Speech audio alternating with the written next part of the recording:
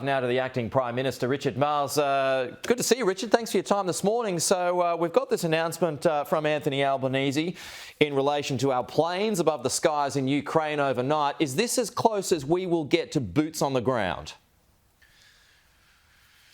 Well, good morning, Pete. This is an important deployment.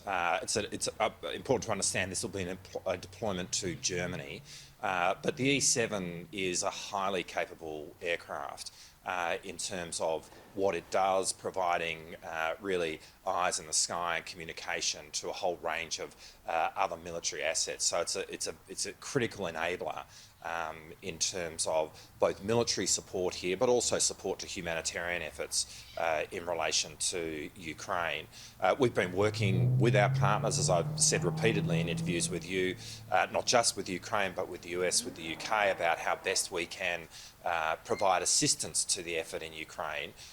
The E7 is actually an aircraft of such capability that it's a capability that is not unique to Australia, but we're one of the few countries which actually operates it at this level. And so there was a desire from others to see us make this contribution, and we're very pleased to be able to do that. How likely is it, or how possible is it, though, that it could be targeted by Russians as it flies above Ukraine? Well, firstly, it won't be flying above Ukraine right. in the sense that it will not be in Ukrainian airspace or Belarusian airspace or Russian airspace. And that's an important point to understand, and it doesn't need to do that in order to be able to So where does it fly? The functions that it provides. Well, it will. Well, I obviously won't go into the specifics of that, but it will be flying in airspace other than that. But it is able to provide the support, the communication support, and the like from a distance, which can still do what is needed to be done in terms of providing the military support to the effort in Ukraine, as well as the humanitarian support in relation to the. So just flying around the edges. Your question, we're confident. Well, in answer to your question, we're confident about the fact that it won't be targeted, because it will not be going into those airspaces, but it will be able to provide a really important enabling function in this conflict. Okay, when does that begin? When will our troops head off? We've got about 100 of them, right?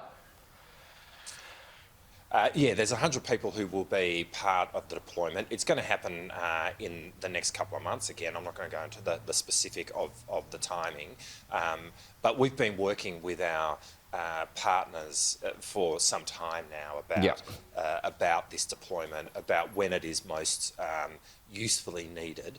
It's for 6 months, and so it does play an important part in terms of the timing of other operations that occur, and so we're very pleased to be able to make this contribution. The Prime Minister is to meet Volodymyr Zelensky on the sidelines of the NATO summit. Will there be more announcements? Will there be more support for Ukraine? Well, again, it's not going to surprise you that I won't preempt anything that will happen in the conversation between the Prime Minister and the President. I mean, we've just made a very significant announcement, not just in terms of today, but a couple of weeks ago in support of Ukraine. And that really comes on the back of a drumbeat of making an announcement every 4 months or so in support of Ukraine. I think the important point to understand here, we understand this is going to be a protracted conflict, that Ukraine must prevail, that they need to be in a position where they can resolve this conflict on their own terms. And that is going to require the international community, certainly countries like Australia, to stand with Ukraine for as long as it takes, and we will do that.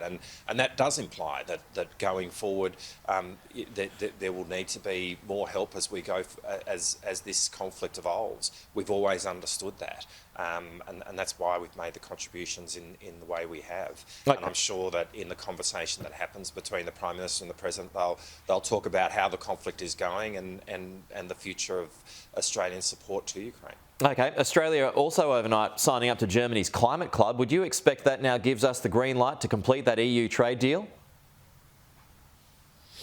I think it's an important step in relation to the EU trade deal. I mean, to go back one step, really the change in position under this government in respect of climate change in relation to our own emissions, but also the role that we are playing internationally, has been a critical component of getting those conversations going in a much more meaningful way around a free trade agreement with the European Union.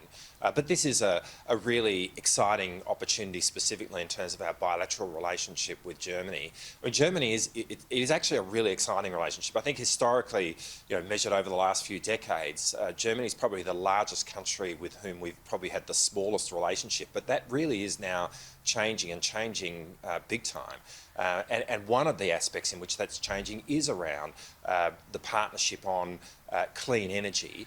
Germany looks to us as a source for clean energy, clean hydrogen and the like, and the opportunity for Australian industry in terms of supporting the energy needs of Germany and the opportunity in terms of trade associated with that relationship is massive for Australia. Okay. And it highlights that us moving down the path of a lower emissions economy and embracing renewable energy is also an economically great decision for our country, Okay. because it opens up these opportunities.